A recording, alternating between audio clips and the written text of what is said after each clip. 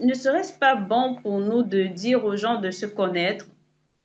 Se connaître, c'est-à-dire de pouvoir s'identifier ses limites, donc de se dire en toute sincérité que je n'aime pas telle chose, je suis comme si, je suis peut-être coléreux, je suis peut-être une personne assez très émotive, de pouvoir mettre les mots sur sa propre personnalité. Cela pourrait permettre non seulement à soi-même de détecter lorsque nous sommes en train de dépasser nos limites, et de permettre aussi aux autres, à notre entourage qui nous connaît, de pouvoir identifier ou reconnaître qu'ici, nous n'allons pas bien. Est-ce qu'il n'est pas bon aussi de dire d'abord, premièrement, aux gens de se connaître d'abord personnellement? Mm. Mais tout à fait, je suis tout à fait d'accord avec vous et nous en parlions tout à l'heure lorsque, avec Monsieur Adam Afro, nous avons cité les différentes composantes d'une bonne santé mentale. Avoir une bonne santé mentale, c'est aussi se connaître, c'est aussi être reconnaissant pour ce qu'on a, plutôt que d'être en train de ruminer ce qu'on n'a pas. C'est aussi éviter d'être dans la comparaison avec les autres. C'est aussi savoir qui l'on est et puis s'encourager. Soi-même pouvoir dire du bien de soi, s'auto-valoriser, s'auto-congratuler. Mais par contre, dire je suis comme si, je suis comme ça peut être un couteau à double tranchant dans le sens où une personne qui dit je suis comme si, je suis comme ça, ne va pas forcément chercher à faire des efforts pour s'améliorer en tant que personne sur certains points. Alors que vous pouvez avoir telle attitude, mais qui est blessante pour votre entourage. Si vous avez, je vais donner un exemple, si vous avez l'habitude d'être une personne qui fait toujours des remarques désobligeantes, n'importe comment, qui prend pas de gants quand il a envie de parler à quelqu'un juste au nom de «Ah, moi, je dis la vérité», même quand les autres vous disent «Mais ta manière de parler est blessante», et que vous dites «Ah, moi, je me connais, hein, je suis comme ça, c'est pas quelque chose de constructif. Ce qui serait constructif, c'est de tenir compte aussi des remarques des gens pour pouvoir s'améliorer. D'ailleurs, ici, nous avons un auteur qui s'appelle Dr Serge Coucougnon, qui a écrit un livre qui s'appelle Devenir la meilleure version de soi-même. Ça veut dire qu'on a toujours la possibilité de s'améliorer. Mais c'est aussi important de connaître ses limites dans certaines situations. C'est important de savoir dire non lorsqu'on ne peut pas. Dans le monde du travail, c'est important de pouvoir dire aujourd'hui, je ne suis pas en mesure de faire telle tâche et de pouvoir justement différer cette tâche à une date ultérieure qu'on aura proposée et à laquelle on devra s'en tenir. Mais voilà, je suis vraiment d'accord avec vous et c'est une composante très importante de la santé mentale. Je pense que monsieur Fouo et puis docteur Eshiman vont compléter mes propos. Docteur Poquet a raison, mais je pense que c'est une affaire d'ego. Voilà, c'est une affaire d'ego. Il faut pouvoir percer ces égos-là. Voilà. Quand bien même on est direct, quand bien même on dise la vérité, il faut pouvoir respecter celui qui est en face et il faut employer le bon ton. Parce que la frustration aussi, elle est ce qu'elle est. Voilà, elle amène aussi à faire des choses qui ne sont pas intéressantes.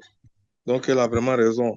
C'est une affaire d'ego, c'est une affaire d'orgueil. Je pense que, comme le dit les Écritures, l'orgueil précède la chute, pour ne pas dire que l'humilité serait encore plus intéressante, surtout quand on a affaire à des patients, quand on a affaire à des gens où nous sommes censés leur apporter quelque chose de plus, quelque chose de positif, leur apporter une éducation non seulement au niveau de leur bien-être, de la santé et autres, tout ça. Donc, en tout cas, que chacun de nous en tienne compte, quoi, dans la manière de procéder. Nous, déjà, avec nos patients, on sait comment les gérer. Donc, voilà, souvent, on a des patients qui sont assez bizarres, qui vraiment ne comprennent pas par moments, qui posent des questions qui n'ont vraiment pas le lieu d'être posées. Mais bon, on fait avec, on se calme, voilà, on se calme, on se rabaisse, on met le ton à leur niveau pour les amener à comprendre. Parce que c'est ça l'objectif. S'ils n'ont pas compris, c'est que l'objectif n'est pas atteint. Ils sont venus à nous pour rien. Alors que quand ils viennent à nous, ils viennent avec des problèmes.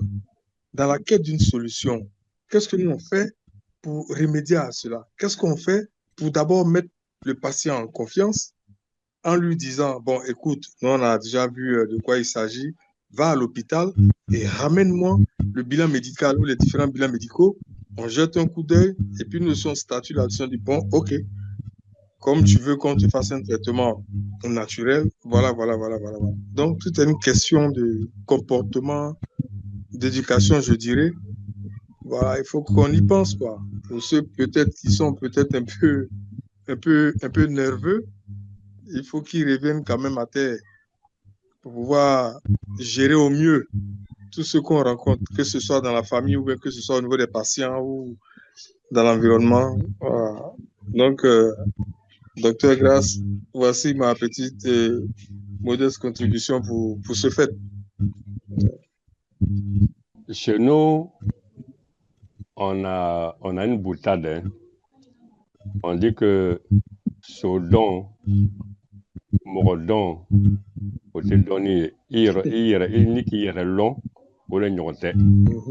ça veut dire quoi? Ça veut dire que connaître un cheval ou connaître les autres n'est pas la connaissance. Se connaître soi-même est la propre connaissance. Mais la connaissance de soi, elle n'est pas définitive. Pour cela, il y a une anecdote. Je ne sais pas, vous avez connu le temps de Air Afrique. Air Afrique était une société panafricaine d'aviation. Donc, ils avaient des avions, etc. Mais la société africaine est tombée. Donc, ceux qui sont les employés qui ont été déflatés ont attendu, il y en a qui ont attendu en vain, ils n'ont pas eu gain de cause. Mais il y a un monsieur qui, lui, on devait lui remettre 100 millions de francs.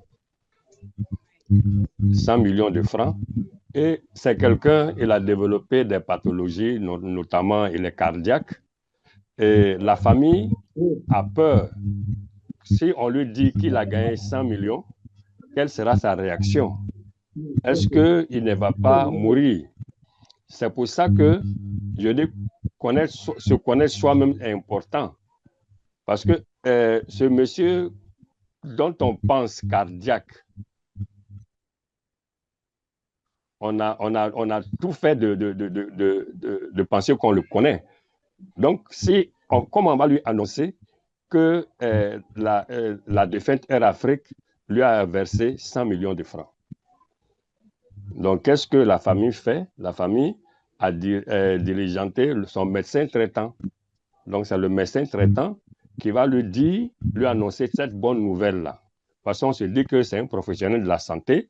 Il a tous les outils, il a tous les éléments pour pouvoir effectivement lui dire en douce pour qu'il ne tombe pas dans les pommes si toutefois, effectivement, il apprend ça brutalement. Et qu'est-ce que le médecin lui dit? Il dit, Monsieur Diakité, si par extraordinaire, on dit que vous avez gagné 100 millions, qu'est-ce que vous faites? Et M. Diakité lui dit, si on me donne 100 millions, monsieur le docteur, moi je vous donne 25 millions. Si on me donne 100 millions, moi je vous donne 25 millions. Mais on a pensé que le monsieur allait tomber, mais c'est le docteur qui en est mort. C'est le docteur qui a piqué une crise et il est mort. Elle n'est pas mal. Vous voyez? Oui, vous voyez. Donc, vous voyez souvent, là où on ne pense pas que le piège se trouve, c'est là se trouve le piège. C'est pour ça qu'il faut faire très attention. Se connaître. Aujourd'hui, nous cherchons des outils partout. Vous voyez, lorsque l'esprit n'arrive pas à se stabiliser, il va de partout. Aujourd'hui, nous avons l'astrologie, nous avons la guématrie, nous avons les biorhythmes, nous avons les chemins de vie, nous avons la cabale, nous avons la franc-maçonnerie, nous avons toutes ces choses-là. C'est pourquoi? C'est pour soi-disant, effectivement, là, que l'homme se retrouve lui-même Oui. Mais maintenant, est-ce que ces outils-là sont adaptés à sa personne? Par exemple, même aujourd'hui, le groupe sanguin aujourd'hui, ceux qui parlent de groupe sanguin aujourd'hui, déterminent la personnalité des individus à travers le groupe sanguin. On dira par exemple que le groupe sanguin B sont des gens qui sont hystériques. On dit que les gens qui ont le groupe sanguin A, ce sont des véritables enquêteurs. Les gens qui ont le groupe sanguin O, ce sont des gens qui sont impulsifs. C'est vrai, c'est faux? Bon, chacun dit, puisque ça fait partie des sciences humaines. Les sciences humaines ont toujours des insuffisances. Vous comprenez? C'est pour ça que ce qu'il faut faire pour soi-même, il faut déjà avoir une pensée positive. La pensée positive, c'est quoi? C'est de savoir que ce que je n'ai pas besoin. Moi, j'ai mon permis de conduire depuis 1990. Je l'ai eu le jour de mon anniversaire, le 24 septembre 1990, que j'ai eu mon permis. Mon permis est dans ma poche, je n'ai pas de voiture. Mais ça ne m'offusque point. Parce que je me dis que si je n'ai pas de voiture, peut-être que demain, si j'ai une voiture, j'ai un permis de conduire. Donc, il me suffit de faire la main et puis je conduis ma voiture. Mais si je n'ai pas, je ne m'en plains pas du tout. Mais mes frères et sœurs ont des voitures, mais je ne suis jamais allé leur demander « prête-moi ta voiture pour que je fasse une course ». C'est là que tu vas faire un accident et tu auras honte, la honte de ta vie. Je n'ai pas de moyens pour construire des maisons. J'habite dans une maison que je paye chaque fin du mois. Tant que je n'ai pas les moyens pour m'avoir une maison à moi-même, je me dis que je ne suis pas né pour avoir cette maison. Donc, je me fais une raison et je ne fais pas de ça un problème. Moi, j'ai été journaliste, j'ai été reporter, j'ai été peut-être commerçant, mais aujourd'hui, j'ai été enseignant, mais aujourd'hui, je suis naturothérapeute. Mais chaque étape de ma vie, pour moi, je l'ai pris avec souplesse, avec philosophie. Parce que chaque chose qui vient, moi, je remplis ma part. Si, pendant que j'étais journaliste, j'étais parmi les meilleurs des journalistes. Quand j'ai été enseignant, ma salle était toujours remplie. Du début d'année jusqu'en fin d'année, on entendait les mouches voler quand je faisais mon cours. Mais la classe était bondée, les élèves étaient là. Mais ma matière n'était pas une matière spécifique, mais les élèves étaient là. Pour dire quoi? Pour dire que quand tu as des tâches à accomplir, il faut le faire de façon honnête. Il faut le faire de façon honnête. Et quand on va le faire, tout ce qui nous arrive, nous le méritons. Tout ce qui nous arrive, moi, pour ma part, tout ce qui m'arrive, je le mérite.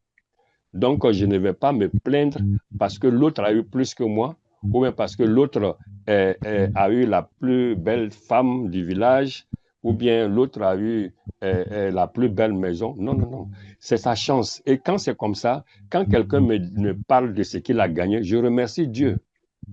Je remercie Dieu de sa part pour dire qu'effectivement, ce que Dieu a fait, cette personne mérite. Voilà. Donc, une fois qu'on arrive à faire ces distinguos, on arrive à se mettre au-dessus de la mêlée, et je pense qu'on mène une vie tranquille.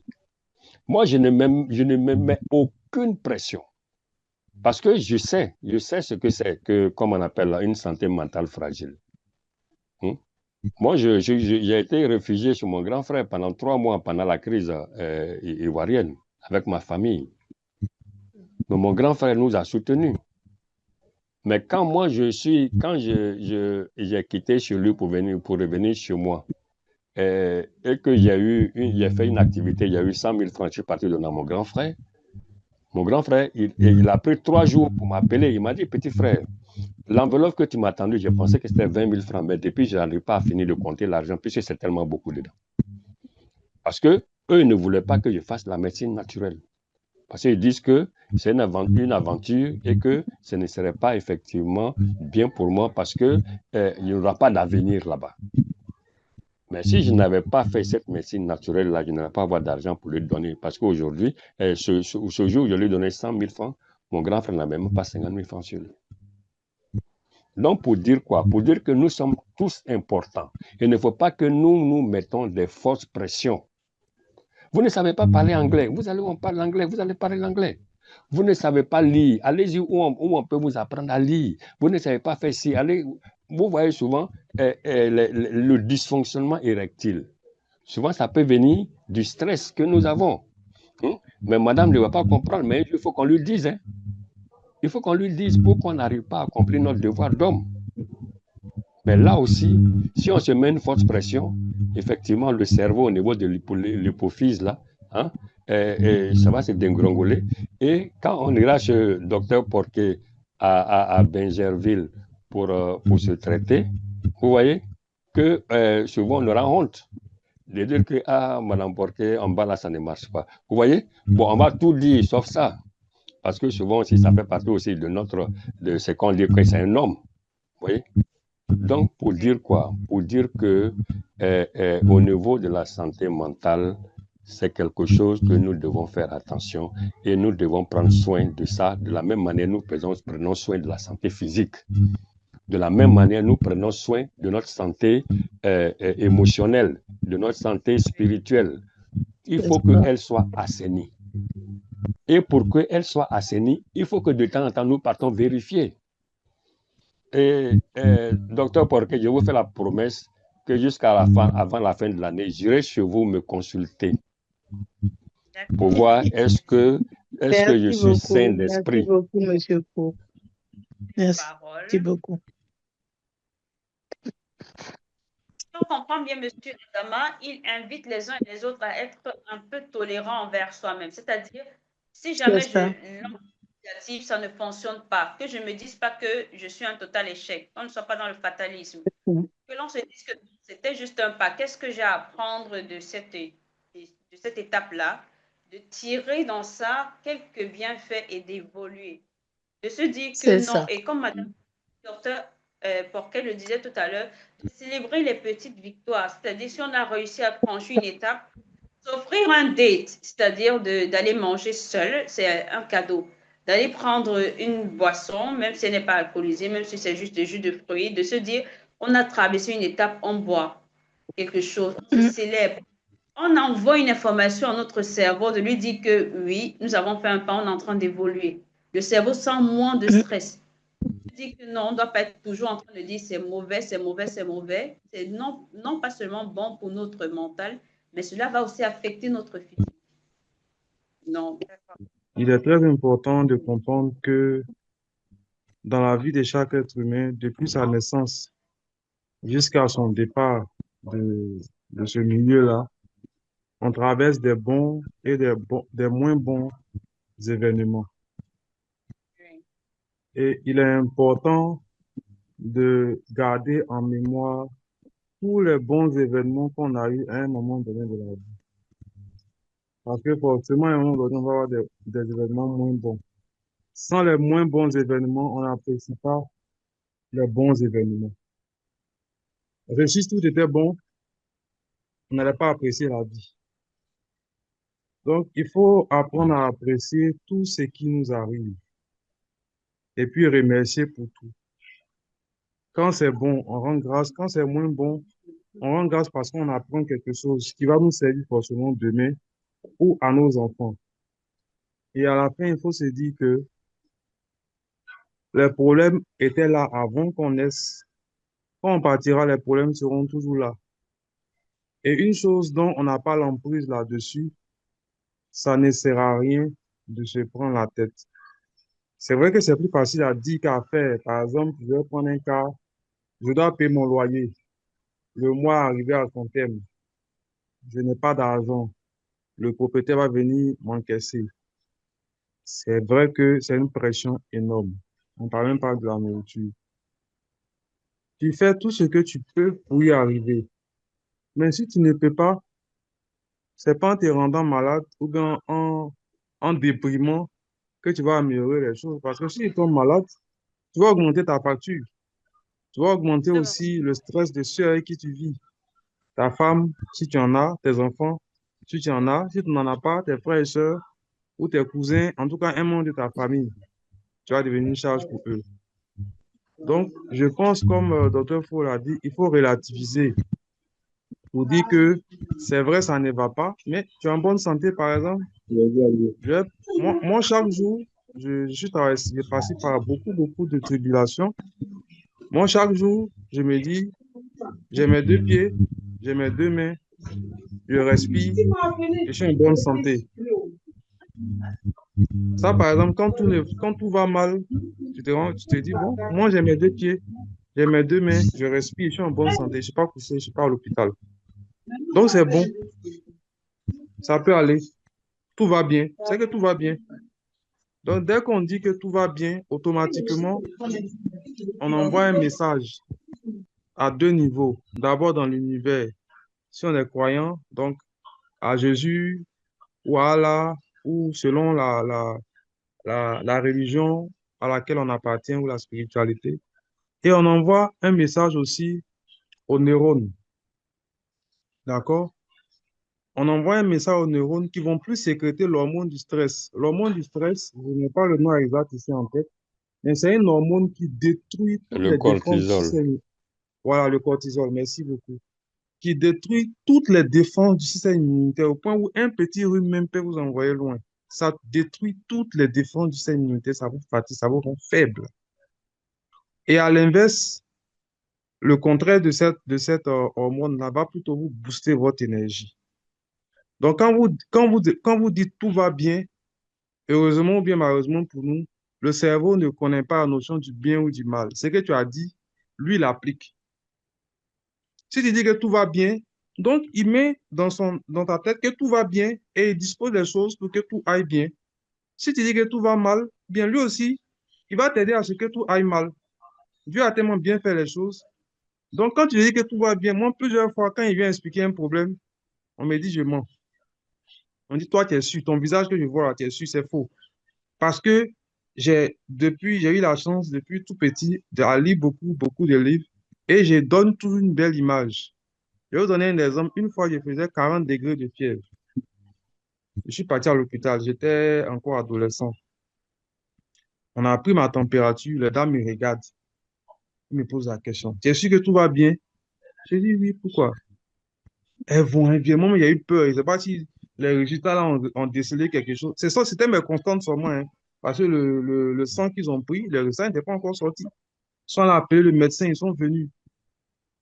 Donc, j'ai commencé à poser des questions. Il dit, ah, qu'est-ce qui ne va pas? Il y a un problème. Dites-moi. Vous me dites, ah, il a 40 degrés. Et puis il est assis là, tranquillement. Bon, il ne convulse pas. Et puis bon, ils m'ont donné un traitement. Et puis je suis parti. Mais c'est la chose parce que moi, depuis toujours, j'ai toujours dit, il faut toujours que je donne une bonne image de moi. Même si ça ne va pas, il doit toujours sourire. Donc parfois, et ça fait que, bon, on va dire le petit bémol, c'est que parfois il peut y avoir quelque chose de grave. Et puis, on ne s'en rend pas compte tout de suite.